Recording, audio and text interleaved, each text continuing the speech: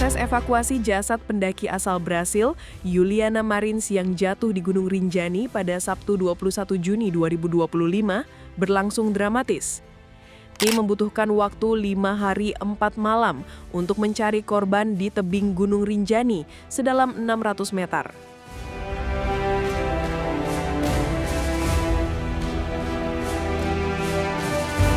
Juliana Marins pada akhirnya berhasil diangkat, namun dalam kondisi meninggal dunia.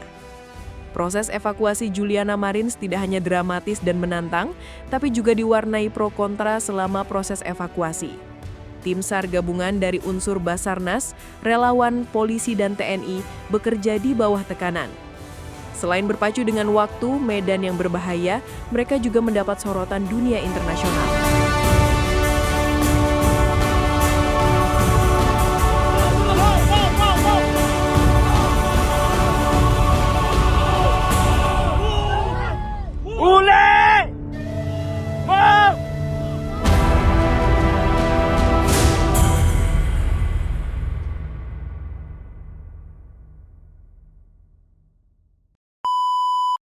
Seandainya korban tidak bergerak, malam itu saya temukan posisinya itu tidak memungkinkan karena di tebing kan? Iya.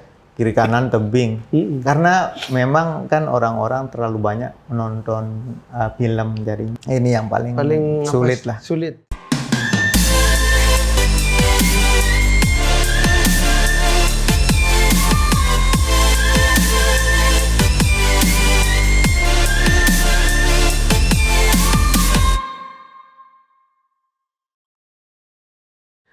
Assalamualaikum warahmatullahi wabarakatuh. Waalaikumsalam warahmatullahi wabarakatuh. Tribuners, sekarang saya berada di kantor unit SAR Lombok Timur bersama salah seorang superhero kita, Bang Samsul Padli. Siap. Assalamualaikum Bang. Waalaikumsalam warahmatullahi.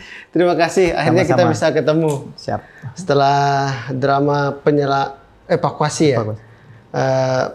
Pendaki di Gunung Rinjani kemarin dari asal Brazil, Juliana Marins yang sempat jadi sorotan dunia Bang ya. Dan gimana kabar Bang? Udah sehat sekarang? Alhamdulillah sehat, aman. Tapi Abang sekarang jadi ini banyak saya lihat sesi wawancara di mana-mana sekarang Bang. Jadi artis dadakan. Dan artis dadakan ya. Biasanya setiap ada kasus di Rinjani jarang sekali ya seperti ini ya. Enggak pernah, ini Nggak paling pernah heboh ya. nih. Ini paling heboh ya. Oh iya, jadi karena memang kasusnya ini agak berbeda. Kami juga di media tidak menyangka akan jadi benar-benar jadi sorotan dunia. Dan penduduk Brazil begitu atensi khusus untuk kasus ini ya kemarin. Dan salah satu peristiwa yang menjadi sorotan kita bagaimana teman-teman di tim SAR gabungan saat melakukan proses evakuasi, dan banyak sekali kontroversi kemarin Bang Samsul Padli ya. Siap, Bang. Jadi saya pengen tanya banyak hal ke Bang Samsul hari ini, akhirnya saya bisa ketemu ya. Siap. Tapi sebelum itu saya pengen cerita dari awal dulu dari Bang Samsul. Bagaimana proses dari awal sampai akhir evakuasi berhasil dilakukan gitu kan. Bang Samsul bisa diceritakan itu bagaimana kronologisnya dari awal? Ya, kita menerima informasi dari Taman Nasional Gunung Rinjani bahwa telah terjadi laka jatuh di tebing Juliana Marins. Saya jauh terperosok jauh 150 meter sampai 200 informasinya. Ya. Itu hari Jumat? Hari Sabtu. Sabtu kita menerima informasi jam 9. Jam 9 malam. Jam 9 pagi. Pagi Ya. Kejadiannya kan jam kalau tidak salah jam 4 atau jam 5 katanya. Kurang ya, antara itu. Terus kita nyampe informasinya dihubungi sama pihak Taman Nasional jam 9. Kita persiapan peralatan, kita berangkat bersama tim menuju Sembalun, Resort Taman Nasional Gunung Rinjani. Kita sampai di sana jam 11. Kita koordinasi dengan kepala resort dan tim-tim yang udah berada di sana. Setelah itu tim sudah bergerak, tim pertama sudah bergerak dari Taman Nasional, Porter Guide sudah membawa 1 set peralatan Vertical Rescue. Nah, sisanya kita yang sisa peralatan kita yang bawa. Kita di drop sampai Bukit 3. Sampai sana kita jalan, dari Bukit 3 kita jalan jam 12 kalau nggak salah itu kita jalan. Sampai di TKP saya jam 18.30. Nah, sementara menunggu tim yang lain datang, saya cek kondisi gitu. Nah, setelah semua kumpul tim, kita briefing. Ada yang setelah itu bikin angkor, tambatan untuk turun. Jam berapa tadi Bang? Udah sore malam? Udah maghrib, 18.30 ya. Maghrib. Saya sholat maghrib di Punggungan. Nah, setelah itu selesai sholat isya, saya langsung turun ke posisi terakhir terlihat korban dari foto dan video drone. Iya. Saya turun jam 19.30 atau 19 atau jam berapa sekitar. Saya turun ke sana sampai di bawah. Sebelum sampai titik itu saya menemukan trekking pole-nya dulu. Trekking pole, terus saya temukan senternya. Terus turun sampai di titik foto video drone terakhir, saya tidak menemukan korban. Saya teriak panggil, tidak ada sahutan. Terus saya center.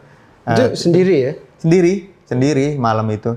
Kenapa saya turun malam itu langsung? Karena kondisi korban masih hidup. Iya, dikabarkan masih hidup kan di hidupnya.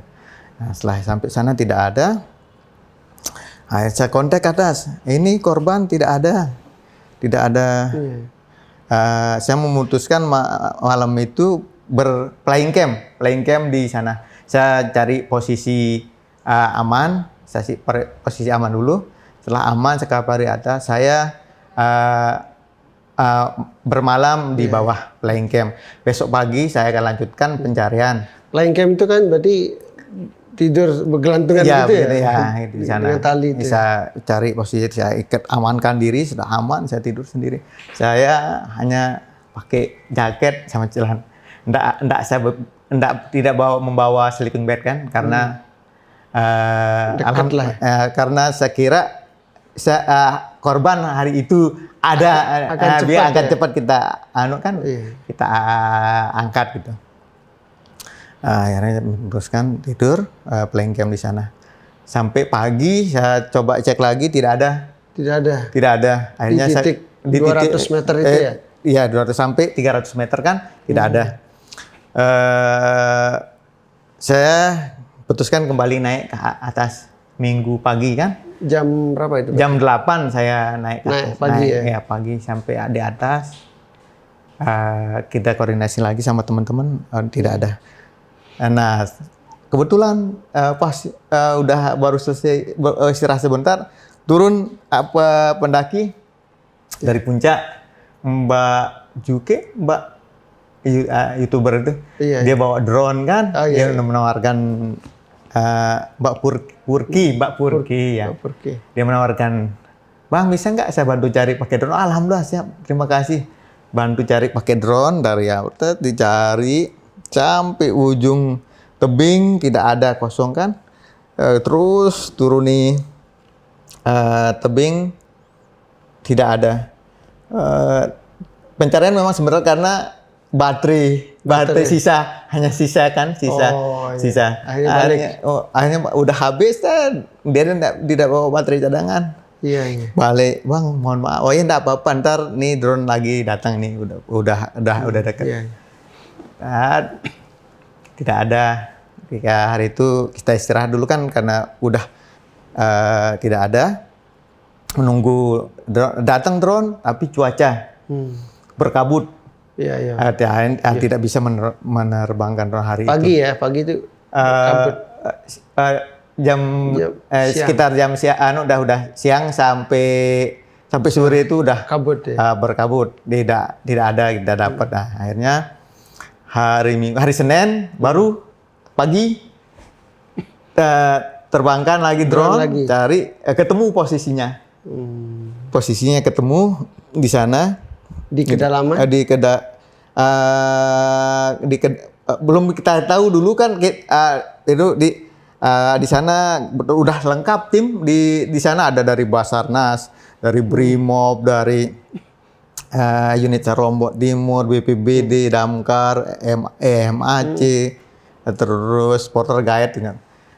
Kan ada yang bisa mengukur jarak gitu kan, dari Brimob sama dari Basarnas kan dia belajar. Kalau kita ya relawan nggak tahu lah. Kita diukur, disejajarkan dulu, posisi tempat kita itu terus sama pas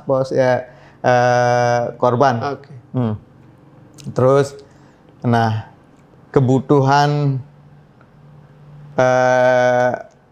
tali berapa kan gitu kan, itu. Nah, kebutuhan tali berapa, ini berapa. Nah, turun dulu dua rescuer dari Basarnas, Bang Kapit ini dan Bang Jarkoi mencoba, tapi tidak bisa karena hanya kita membawa tali itu masih 400 meter. 400 meter. Nah, di sana balik lagi karena kurang kan. Kita minta drop ke atas.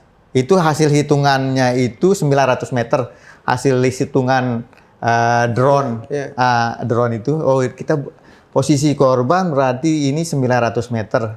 Kita butuh tali sekitar 1.200 lah sama backupnya. Kita informasi dari bawah, di drop tali hari itu juga hari Senin. Kita kembali ke Pelawangan.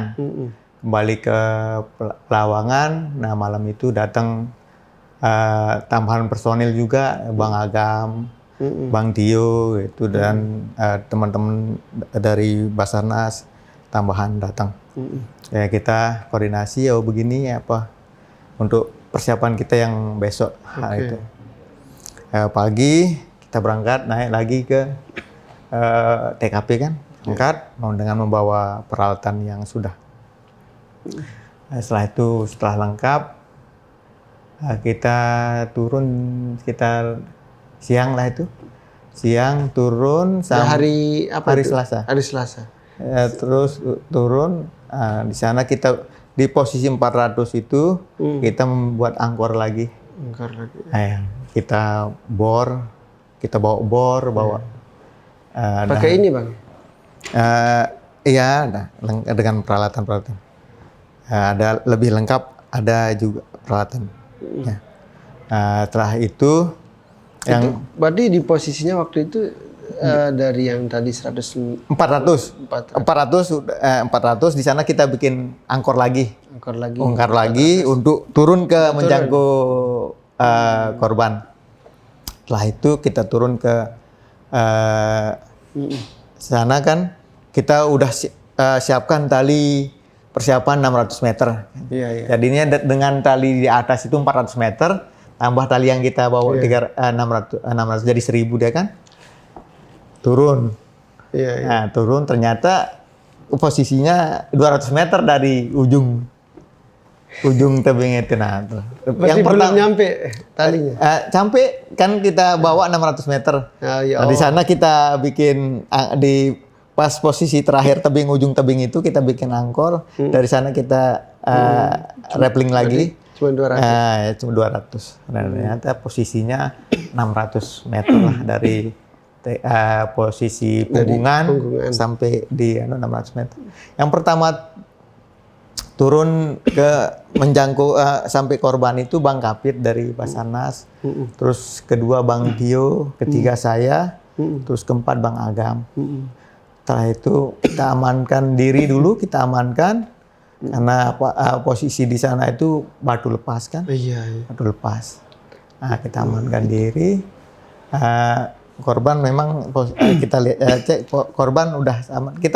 Saya sampai sana jam 6 lebih itu. Itu ketemu langsung jasadnya itu hari apa Bang? Hari Selasa. Hari Selasa. Ketemu hari Senin dulu pakai drone. Hari Senin pakai drone. Ya. Udah ketemu titiknya. Titiknya. Langsung fisik ketemu itu hari Selasa. Hari Selasa. Itu kondisi di kedalaman 600 meter berarti ya.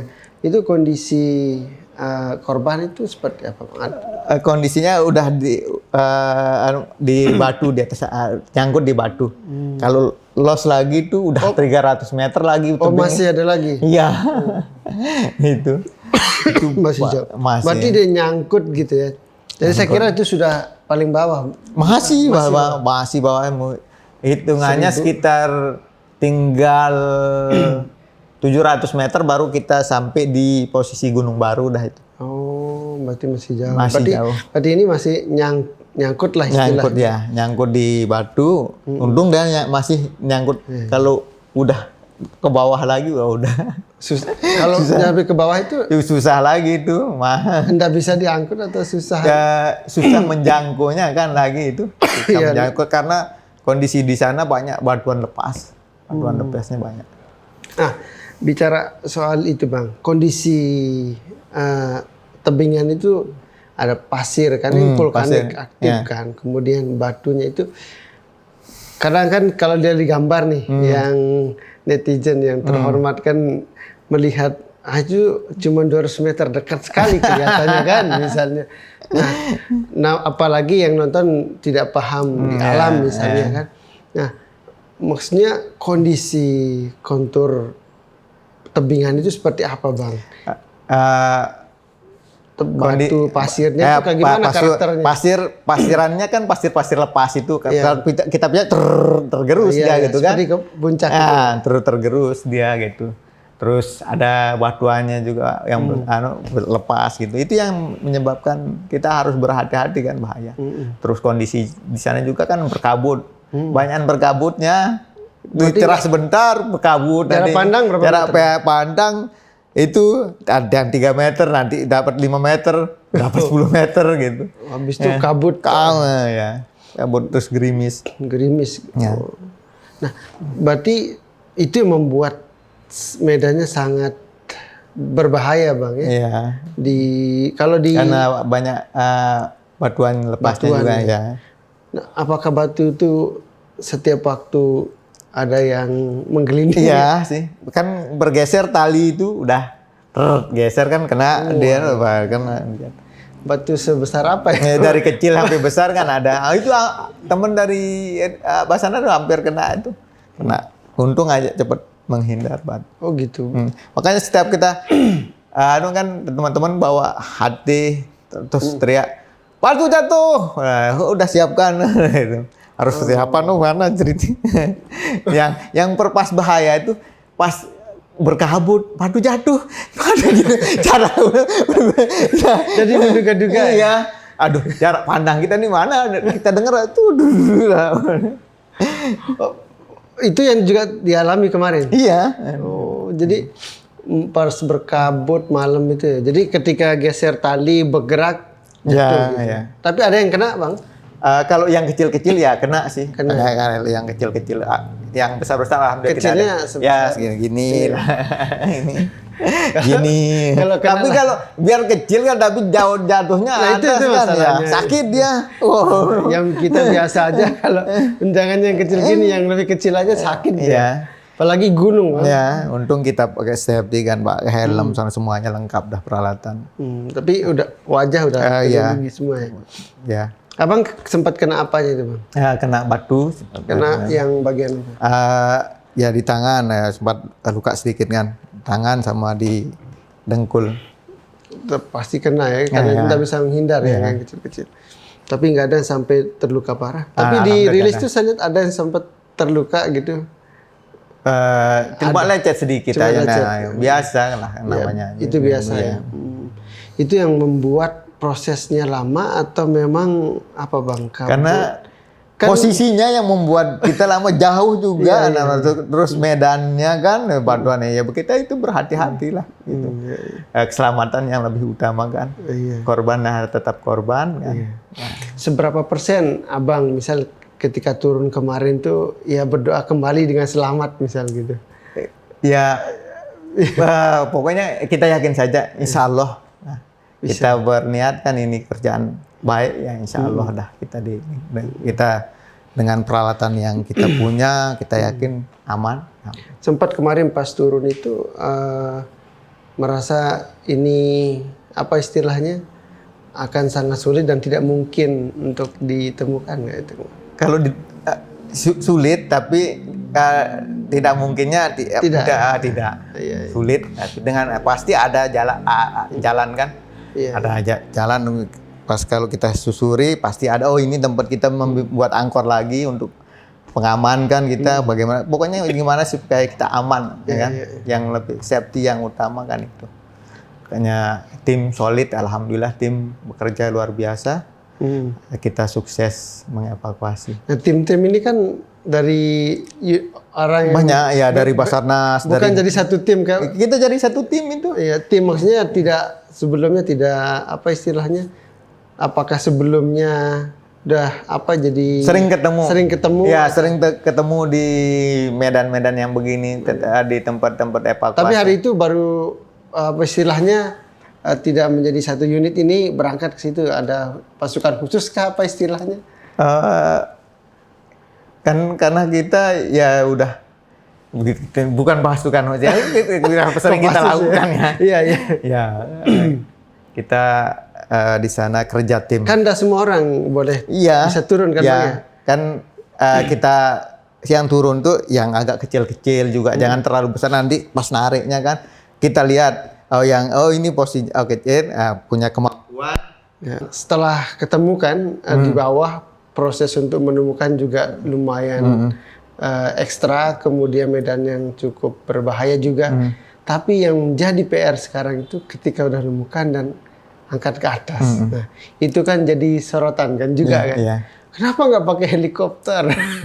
Biar tinggal cepat terbang, angkut langsung selesai gitu kan.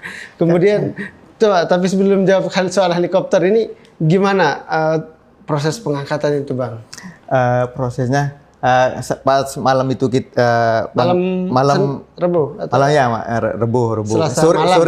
Sore yang pertama itu Bang Kapit sampai itu jam 6 kurang 4 atau kita genapkan aja jam 6. Yeah. Terus saya terus Bang Tio, pokoknya saya itu sampai sana itu maghrib dah, jam 6 lebih. Iya.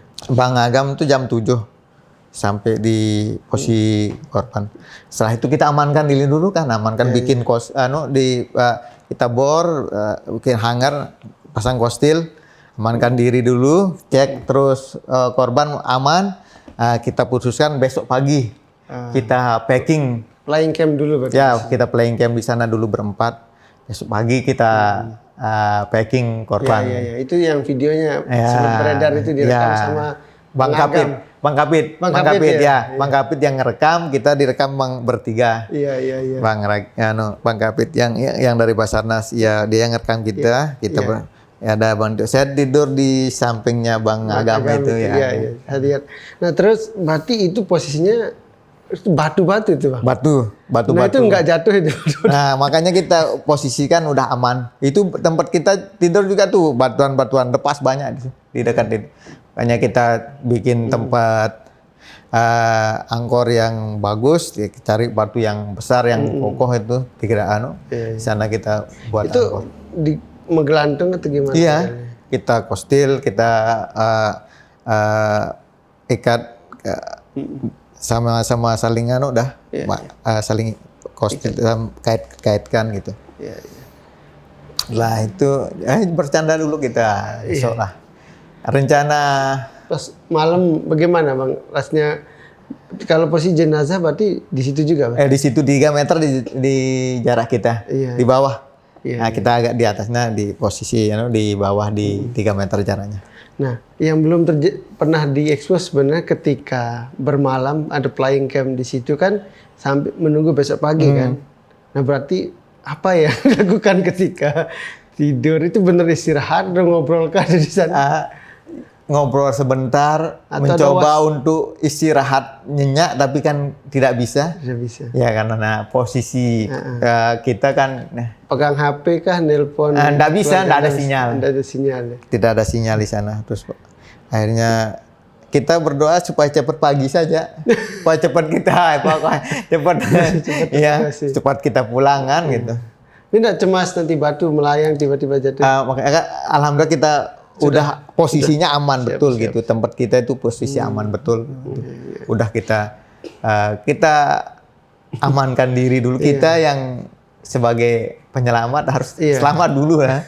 Karena korban ya tetap terus korban. terang ya mungkin bagi para petualang atau pendaki atau yang SAR ya terbiasa flying camp itu ya. Tapi ternyata kami banyak bertanya gimana cara bikin camp dia. Itu kemiringannya itu berapa derajat? Nah? Sekitar Curam atau curam 70 apa berapa dia sekitar. Oh gini Ya, gunung. ya. Tadi bukan yang Bukan gini agak beginilah 9 bisa 7. rebahan lah ya. Iya bisa. Ya, ya. Ada tempat bagus di sana bisa. Oke. Bisa rebahan. Sip. Nah, setelah pagi proses ngangkatnya ada kendala gitu.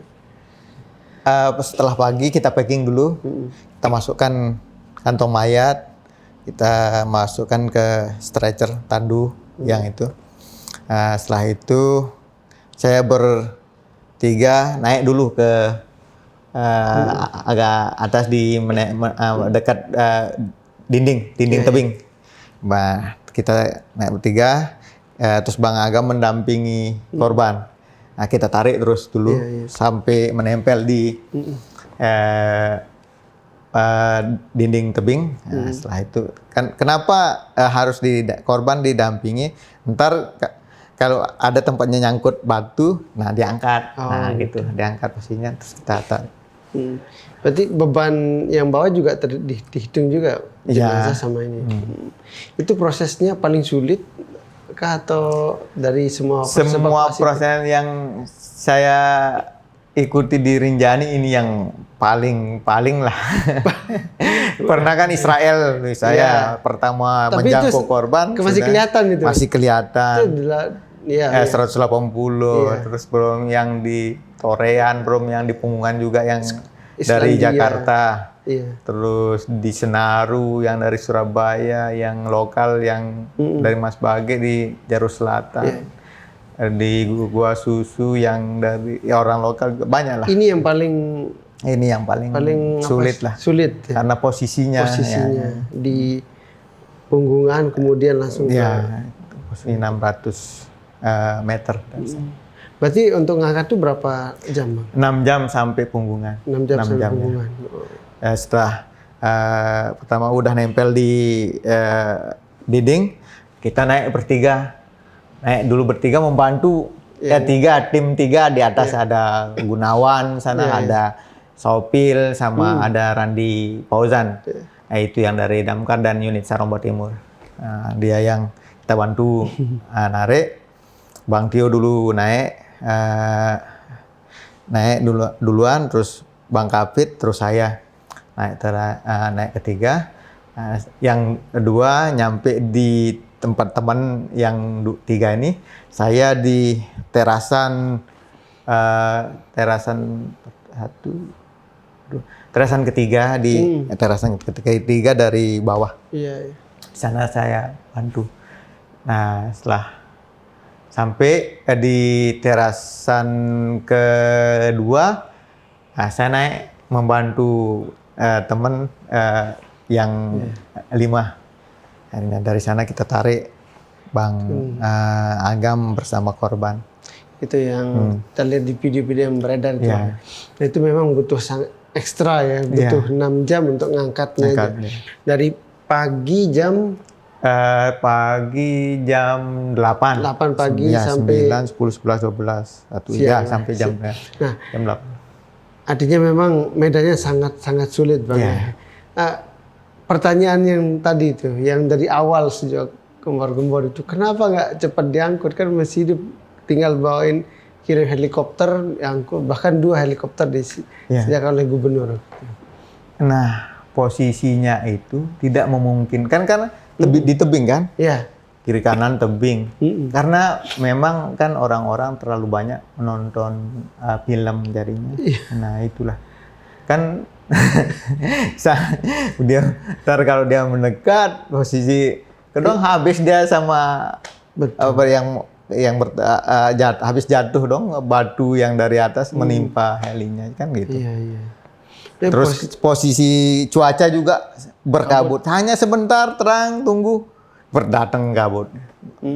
Kabut yang jarak. Ya artinya bebatuan itu cekung gitu ya posisinya cekung. Posisi cekung di tebing kan di kanan itu posisi kita. Jadinya tidak bisa. Saya itu pasir juga kan? Ya, pasir. Kan kalau ada helikopter itu kan kenceng gitu. Nah, kalau masuk malah justru bisa ini ya. Iya, bahaya. Bunuh diri kan gitu. Bunuh diri. Iya. Itu memang udah sering dijelaskan medannya sulit. Tetap aja kenapa dianggap kurang canggih itu. Selain helikopter hanya itu jalan satu-satunya. Jalan satu-satunya. Tidak ada cara lain. Tidak ada cara. Dan Medan kalau Danau Segara Anak masih jauh lagi kan? Ya masih itu. Seandainya di posisinya lapang, bisa helikopter itu ya. Ini memang sangat-sangat sulit ya. Sulit. Ya. Oke, Bang. Berarti tadi memang butuh 3 sampai 4 hari ya? Totalnya 5 malam, 5 hari 4 malam. 5 hari 4 malam. Ya. Itu lumayan banyak dan itu yang membuat ini juga menjadi heboh gitu kan, Bang. Kok lama sekali. Seandainya korban tidak bergerak, malam itu saya temukan. Malam itu saya ketemukan karena korban melakukan pergerakan kan, melakukan pergerakan. Apa waktu itu masih hidup dia pingsan kemudian terguling atau dia jalan atau ada bagaimana kemungkinan dia jalan karena posisi video itu kan dia terus bergerak kan. Kemungkinan dia mencari tempat berlindung yang ampas, padahal di sana kan di dekatnya itu ada, di dekat tebing itu ada cerukan, di sana juga aman tempatnya berlindung. Sama di posisinya itu aman, udah agak sana. Ada batu. Jadi setelah itu terguling lagi itu yang membuat kemungkinan dia sekali itu, Bang ya. Kemungkinan berjalan untuk karena dilihat kan Gunung Baharu kan dekat itu, mungkin dia mencari jalan untuk turun menjangkau ke sana mungkin. Di posisinya di situ kelihatan dekat kan. Dekat kan. Itu dekat itu jauh. Apalagi yang kita lihat dari video dekat sekali. Dekat kan. Tapi ternyata jauh. Iya. Terus jalan ke sana kan tidak ada. Dan survei orang kan beda-beda. Iya sih. Kalau yang dulu ada Islandia atau Skotlandia? Irlandia itu dia diam di sana. Pas di posisinya baru diam, dia masih menunggu bantuan. Tim datang ya. Kebetulan kita juga itu melakukan evakuasi yang dari Jakarta itu. Iya. Yang jatuh. Cepat ya. Dan memang ya ini yang perlu benar dijelaskan sedetil-detilnya. Ya memang tidak mudah melakukan dalam posisi Gunung Rinjani. Pasir dengan bebatuan tebing yang posisinya itu juga sangat tidak memungkinkan untuk helikopter kan. Alhamdulillah respon semua masyarakat dan pemerintah luar biasa terhadap kami, tim evakuasi. Kami berterima kasih kepada masyarakat dan pemerintah daerah yang telah memberikan kami doa dan dukungan hingga proses evakuasi berjalan lancar. Kritik membangun untuk kami, untuk terus-terus berbenah. Nah, Bang, tidak hanya Abang kan yang di situ. Iya, banyak. Kita tim banyak. Dan ada yang viral juga setelah itu Mas Agam. Oh ya. Itu dari teman-teman sendiri itu gimana tuh, Bang? Chemistry-nya kemudian. Kalau di lapangan bagus kita, chemistry kita bagus. Saya sering sama dia berapa kali evakuasi itu Israel. Sebelum itu juga dari Padang itu Mbak Ika pegawai pajak itu. Terus Israel, terus yang dari Jakarta, terus yang dari Malaysia. Nah, karena dia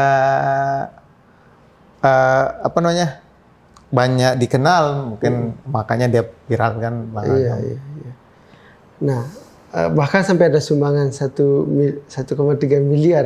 Nah, itu donasi itu. kita tidak tidak itu aja urusan masing-masing itu kan tidak. Nah, ini yang akhirnya ini berkembang kan, isu liar kan di netizen itu. Nah, tapi Bang, apa yang Abang ingin sampaikan dalam proses evakuasi yang sangat dramatis yang menurut Abang tadi yang paling berat yang pernah ditangani bagi masyarakat ini dengan isu tadi itu, kira-kira apa pesan yang ingin disampaikan?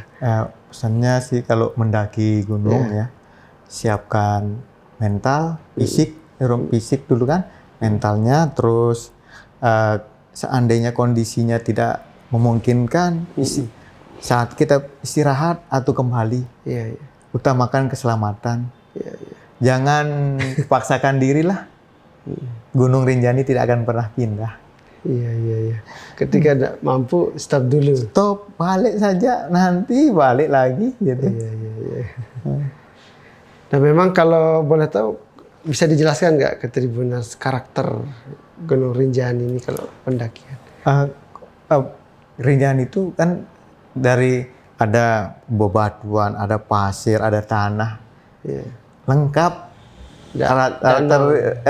Rinjani itu ya, danonya, pokoknya gunung terindah, gunung paling banyak juga memakan korban kan gitu. Itu setelah kita baru turun kan ada juga yang Malaysia yang tergelincir di Dano itu kan itu. Makanya harus berhati-hati ya. Kalau banyak tempat-tempat licin soalnya kan, banyak licin di sana, banyak. Nah, jarinya harus tetap berhati-hati. Jangan paksakan diri. Di balik keindahannya ya tersimpan bahaya yang harus risiko yang tinggi ya. Dan nah, ini kan kemudian jadi pertanyaan dengan Rinjani yang sangat indah, kemudian hampir seluruh pendaki dari seluruh penjuru dunia ingin mendaki ke situ gitu kan. Yang jadi perdebatan karena peralatan yang dipakai sama tim SAR ini menurut Abang itu sudah sudah lengkap, sudah cukup atau belum sih? Sudah lengkap, sudah cukup. Nah, kedepannya kita minta sama pihak Taman Nasional Gunung Rinjani lah. Nah, di Pelawangan itu disiapkan alat vertical rescue. Ya, di sana supaya mempermudah aksesnya kan. Nanti disiapkan di sana. Nanti kalau ada musibah kayak gini, pasti ada pengunjung, ada kite porter yang bisa. Jadi cepat pertolongannya dulu sebelum menunggu kita. Kalau menunggu kita dari bawah, jalan kita aja jauh.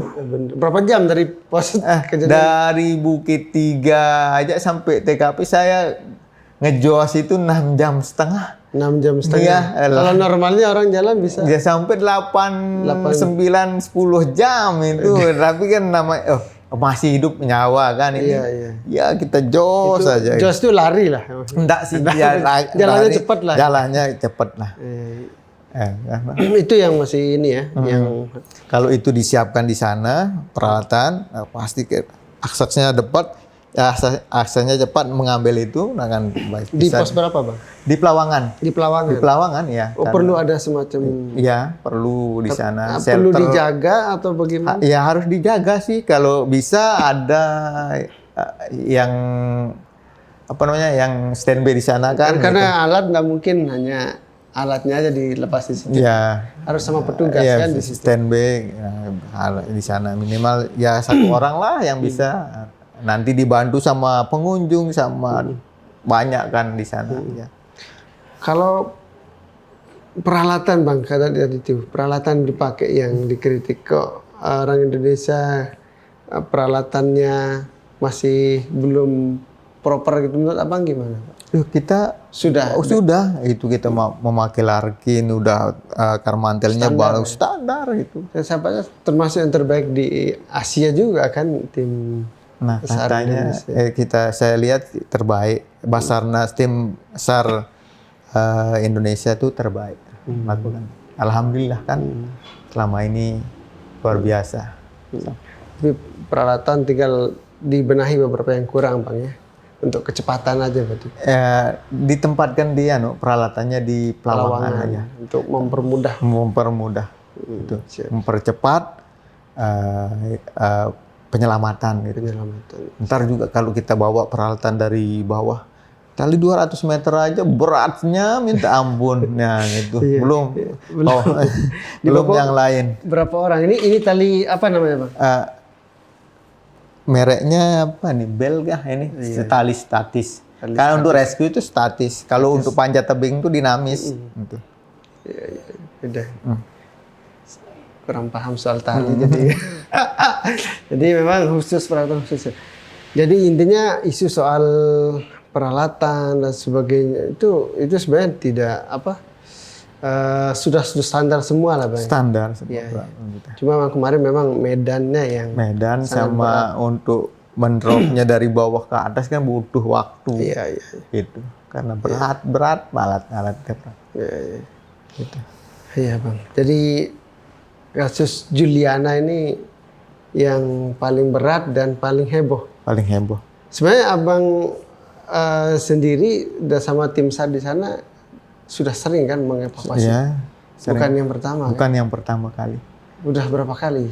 Kalau Abang seingat-ingatnya Bang lah, yang kalau di tebing pertama Jarut Selatan, terus Puncak Rinjani, di Punggungan 2 kali, ini Juliana sama yang dari Jakarta, terus di Senaru yang dari Surabaya, yang Goa Susu yang lokal juga, yang Dorian Malaysia, yang di tebing ini, yang sama di dalam gua, ya 7 lah, 7 kalau evakuasi yang biasa banyak juga di Rinjani yang meninggal juga banyak. Iya. Di Malaysia di Torean. Ya, jalur Torean itu Malaysia. Dia kepleset kayaknya. Dia kepleset. Iya. Ini yang Juliana yang paling berat dan paling heboh justru. Paling heboh, ya. Iya, siap. Oke, Bang. Nah, yang saya menarik sini, Bang, juga apa istilahnya? Bagaimana kita kan penasaran, Abang sendiri bukan latar belakangnya tour guide, Bang, ya?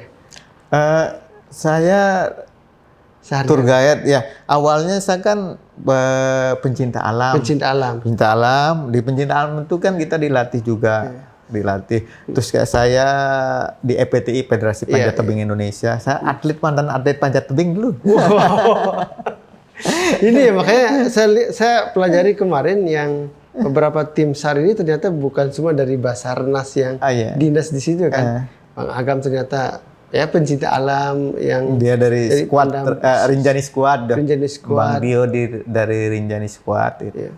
Makanya orang-orang ini kan orang khusus yang sudah terbiasa di situ, Bang. Sudah terlatih. Nah, kalau Abang sendiri selain jadi itu mulai berani turun itu sejak kapan tuh, Bang? Saya masuk di unit SAR itu tahun 2007. 2007. Karena dengan modal sebagai atlet panjat tebing. Dulu ada diklat SAR nasional ya. Nah, di sana sebelumnya itu 2003 atau 2004 itu saya jadi panitia. Iya. Itu pertama kali diadakan di Lombok Timur tuh diklat SAR nasional. Nah, anunya di rumah, base camp-nya dulu di rumah. Kan saya ada pencinta alam, base camp pencinta alam di rumah, terus rumahnya di mana? Di Pancor. Di Bermi. Iya. Nah, di sana base camp. Nah, terus tempat panitia juga untuk pas acara diklat SAR nasional tahun 2023 atau 2024 di rumah. Saya jadi panitia. Iya. Nah, ikutlah. Nah, jadi setelah itu 2027 Dinas Perhubungan mengadakan diklat SAR nasional juga. Di sana saya ikut. Iya. Diklat. Itu kita yang daftar 50, yang lulus kita 22 orang. Jadi dari fisik, seleksi tulis, baru udah dibekali ilmu ya, udah pengalaman sebagai atlet panjat tebing, kemudian ikut diklat, dan sekarang adalah dasar kita kan juga. Dan cinta sama kemanusiaan, dan juga bergerak di wisata juga, Bang. Ya, saya tour guide-nya. tour guide di Tur Lombok, Bukan hanya di Rinjani ya? Guide Rinjani juga pernah itu. Terus sailing Komodo, trekking Tambora Rinjani, Tur Sumbawa. Siap. Berarti memang pengalaman itu yang membuat Abang berani. Saya kira ya kami pikir semua itu dari tentara, dari polisi, ya. Abang ini ternyata sipil juga Bang ya, sudah terlatih. Ya Bang, mungkin sesi terakhir Bang, soal ini kan tadi Abang sempat sempil soal hati-hati di Rinjani gitu kan. Mungkin bagaimana supaya Tribuners di rumah ini bisa mengenal karakter Rinjani lebih utuh, kemudian tipsnya lah supaya mendaki itu aman di sini kan. Dan dari ribuan wisatawan kan tidak semua juga jatuh kan. Iya. Kan sebelum dijelaskan karakter Rinjani lah mungkin sebagai karakter Rinjani itu lengkap masuk semua gunung-gunung itu di Rinjani karakternya itu bebatuan, bertanah, pasir, medannya itu. Nah, terus yang kita hadapi dari diri kita sendiri tuh kita siapkan fisik, mental, pengetahuan kita tentang alam bagaimana, untuk survive kita gimana, belum eksternal dari cuaca, bencana nanti kan siapa tahu pas kita mendaki cuacanya gimana, terus bencana ada longsor gimana mungkin, nah gitu. Kalau di Rinjani cuacanya biasanya yang tadi sering terjadi sering terjadi itu memang berkabut ya. Itu jarak pandang kita terus licin juga kan, jalurnya kan banyak licin, ada yang longsor. Apa yang buat unik, apa medan yang berbeda daripada gunung lain di Indonesia Rinjani?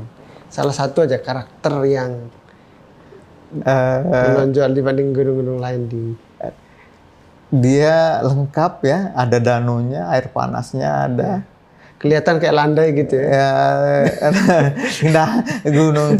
Nah, tempat kalau ke puncak itu tempat anunya di liter E itu. Liter E. Itu memang di sana sudah tertinggi. Ya.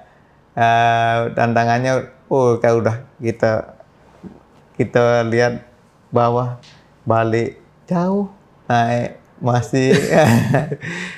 Tapi itulah uniknya mendaki kan, terlihatkan ini intinya fisik dan mental. Titik itu yang paling krusial atau paling berbahaya di pas pendakian itu di puncak atau karena di sana sih banyak titik ya, banyak titik. Di sana ada kecil setelah Punggungan itu ada jalur kecil pinggir udah cuma setengah meter kalau nggak salah tuh, terus kiri kanannya tebing. Pokoknya kita harus fokus malam jalan kan, kita ke puncak itu jam 2. Kita jam 2 malam kan berangkat ke puncak. Nah kan masih gelap, cuma ada penerangnya senter saja kan, harus kita fokus, perjalanannya fokus, harus fokus. Jadi memang kalau ngantuk capek istirahat dulu. Soalnya banyak tempat yang sempit juga di sana kan, terus licin. Kiri kanannya jurang kan gitu. Nah, itu memang bagi pemula kan itu sangat penting kan.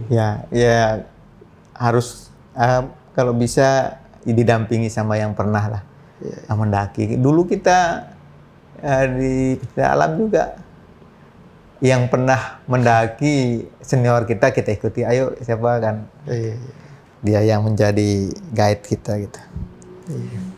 Yang selain itu kan katanya nggak boleh sombong kalau mendaki.